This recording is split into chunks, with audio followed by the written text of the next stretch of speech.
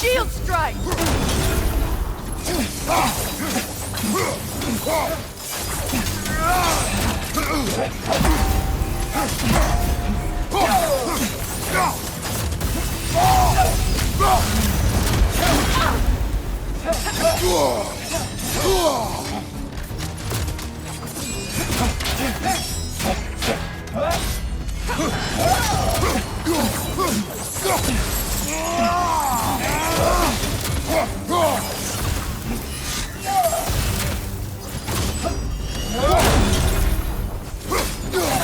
They're healing!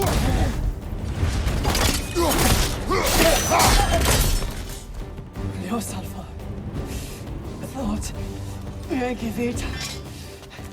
Helga brought him on. She thinks she's protecting them by hiding all this knowledge away. Our ally wishes to read this journal. We are taking the book.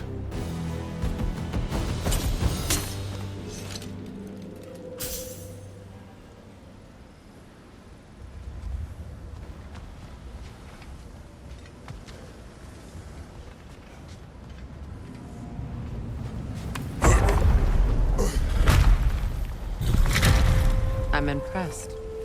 Thought you were going to end her.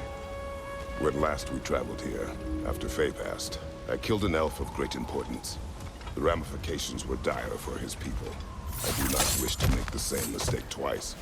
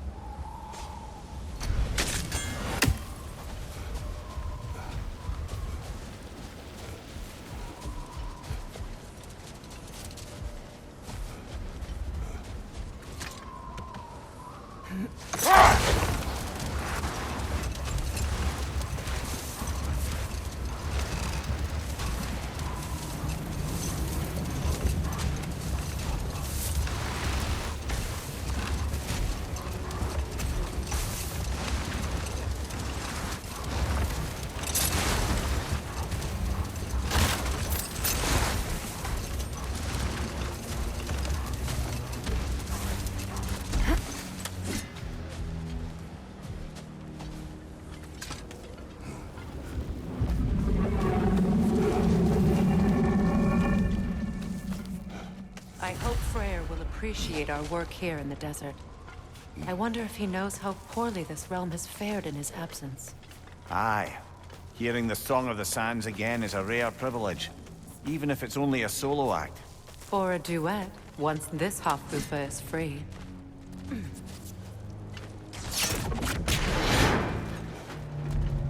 This architecture.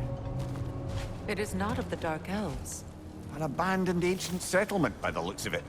Built long before the Lightwell's creation. More hive matter as well. I'd say we're on the right track then.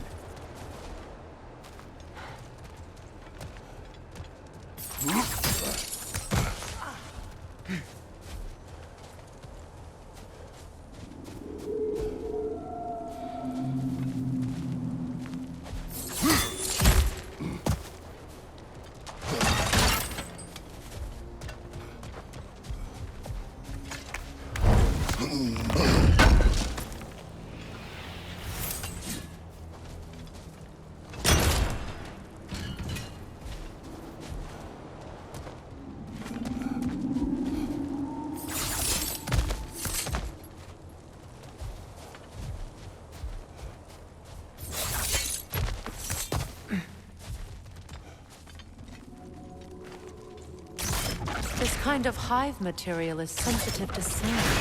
How odd.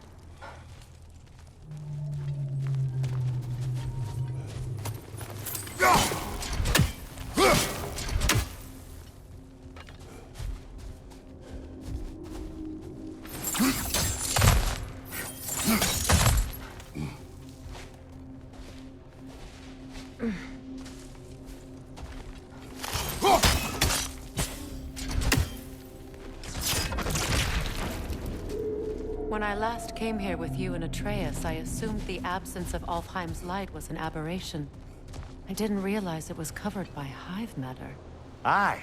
And as far as the Dark Elves are concerned, it's that light column in the center of the temple that's the aberration. Just look at how old some of these surfaces are. Far older than the Lightwell, or even our trapped Halfgiffer for that matter. That's quite the empathetic perspective you need. Well, dangle from a burly god's backside for a few winters, and you'll find yourself looking for all sorts of new perspectives.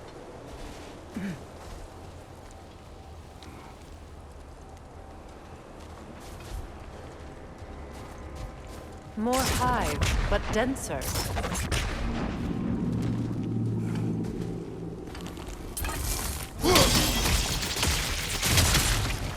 Well, there you go.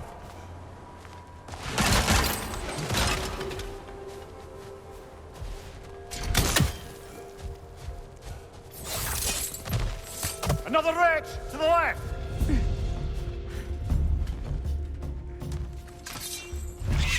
The Alpha! The wee bastard's about to explode! Enemies to your left!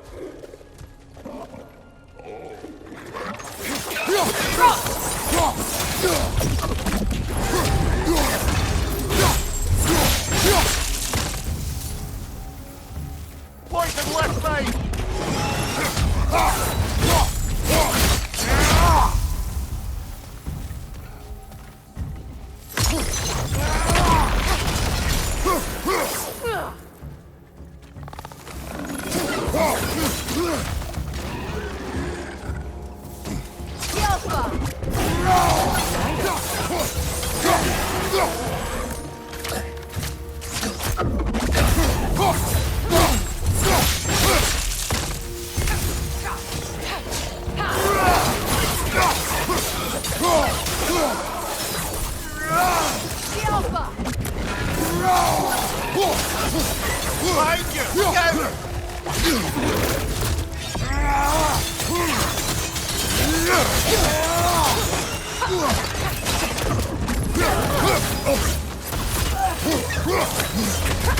Alpha! Coming! Above you!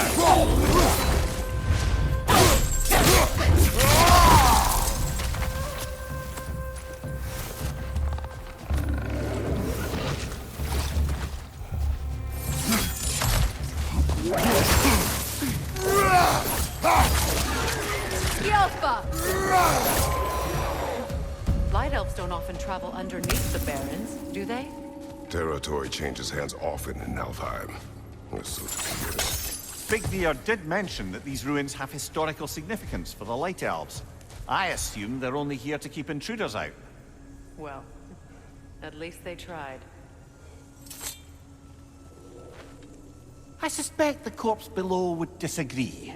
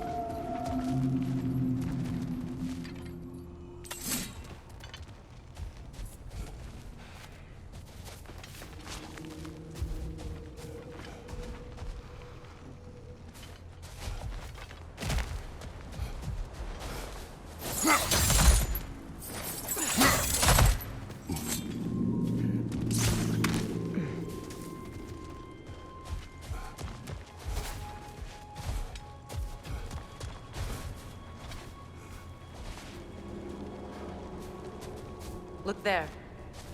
That hive doesn't like sound, remember?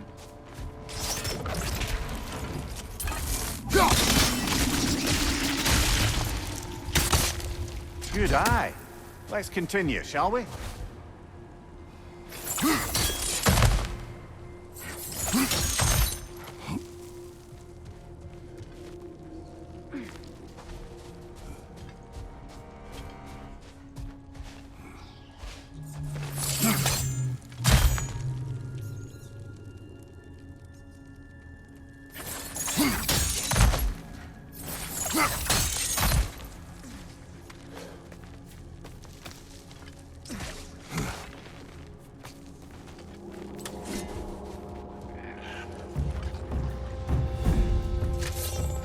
The Alpha! Above you, brother!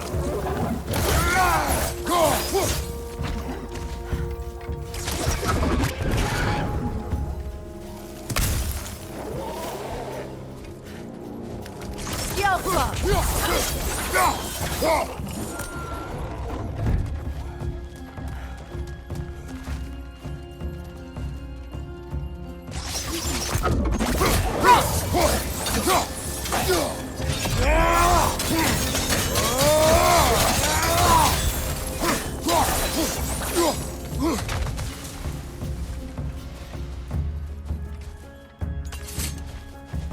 The Alpha!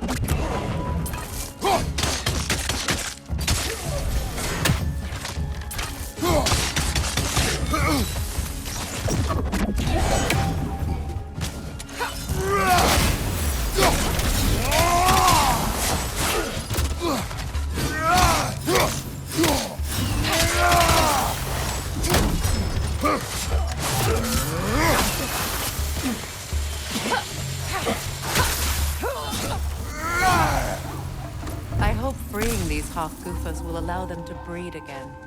It was a dazzling display once. The skies of Alfheim filled with their song.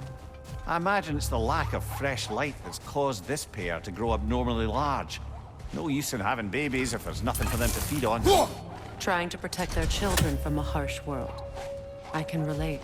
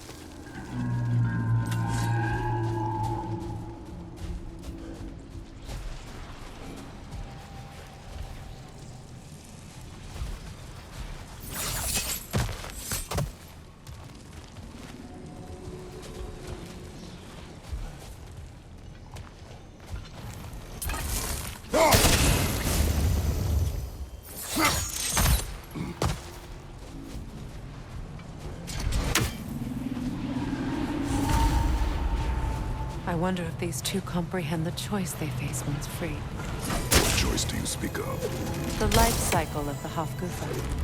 In order to breed, they must pass on their light to their children. And without light, they will die. I suppose that's all any of us can hope for in the end. That our death has purpose. That we can live on through our children. Given another chance, I know what choice I would make.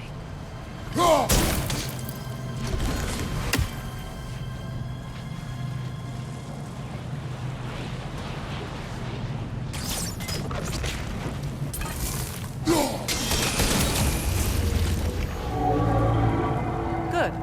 Almost there.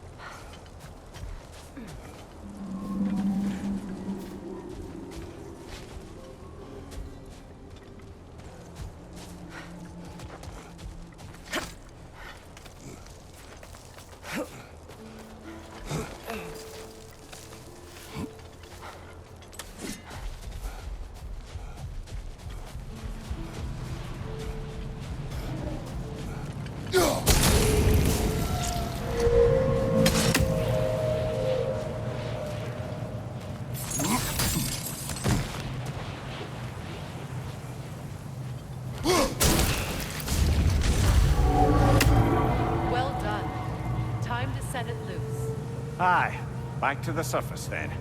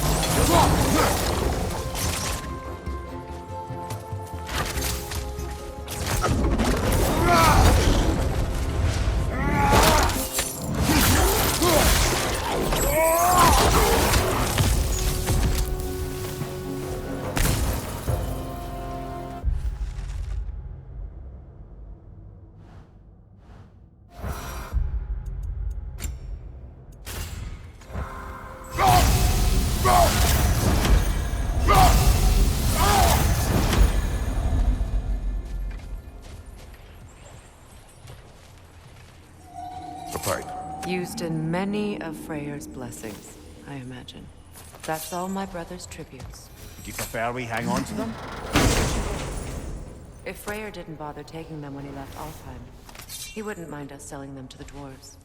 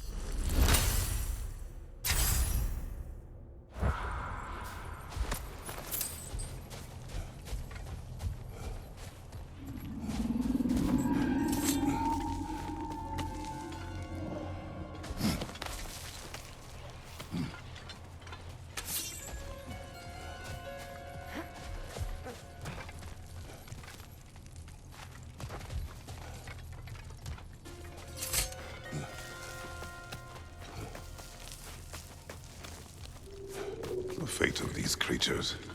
It reminds me of a story. Does it? There once was a blacksmith whose king commanded him to construct a box that could contain all the evils of the world. But no metal could hold such power. So the blacksmith used the flame. Is this a story meant to ease my grief? Perhaps it is just a story. A way to pass the time. I appreciate the sentiment, but... well, your stories... What about my stories? I wouldn't exactly call them a comfort. Fair. Mimir is the better storyteller. Now, don't sell yourself short, brother. You've come a long way from the days of laconic fables. It's okay. Finish your story, Kratos. The blacksmith's daughter was the key to unlocking the box. He died trying to protect her from those who would open it. Well, at least it's a relatable story.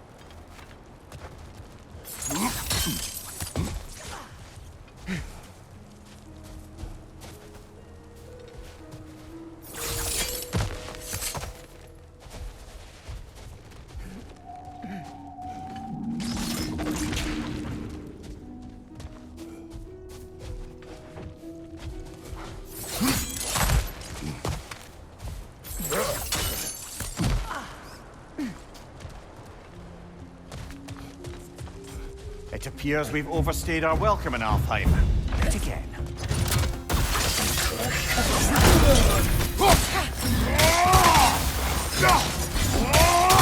Get to the guard!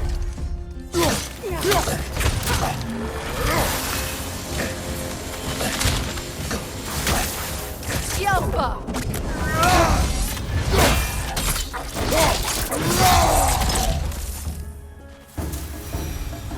to end this storm.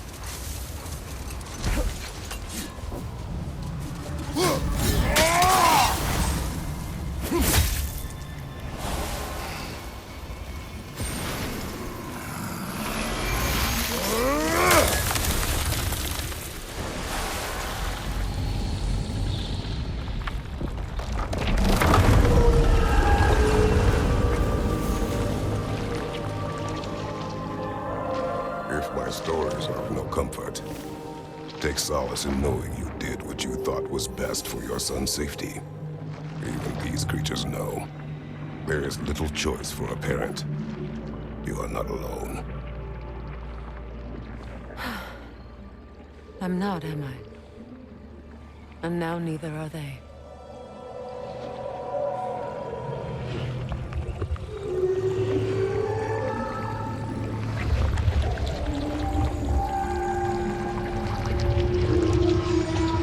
Incredible. The Song of the Sands. Wow. Didn't know I could get misty. It's beautiful.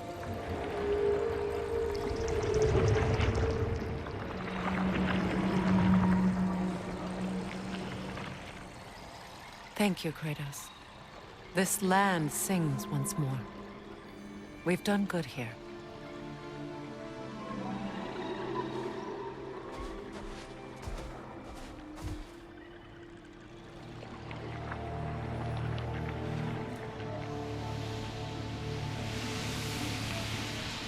No rush to leave yet, is there? Who knows what kind of adventures await us in our freshly lit barrens?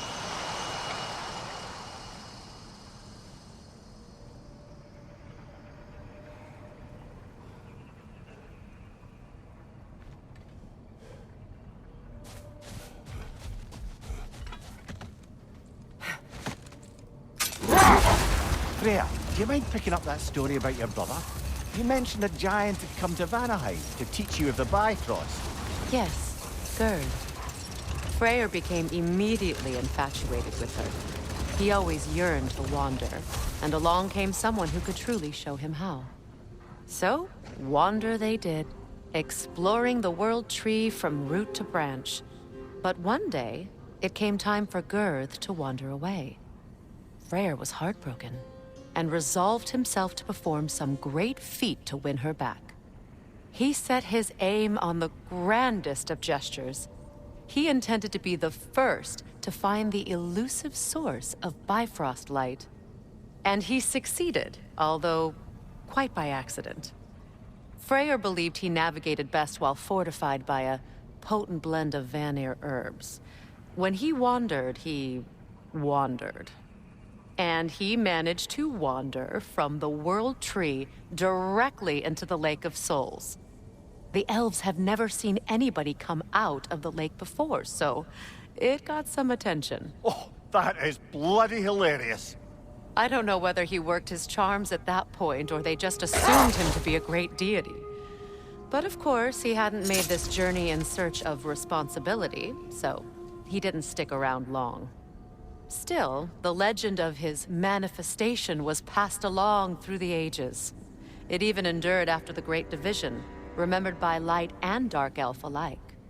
So when at last he returned, he was uniquely situated to gain the trust of both sides and help to create a truce. The problem was, both sides trusted only him.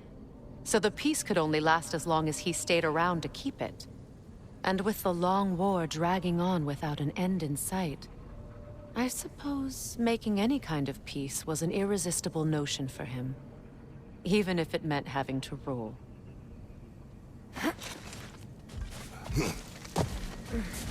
A statue of my brother. How quaint.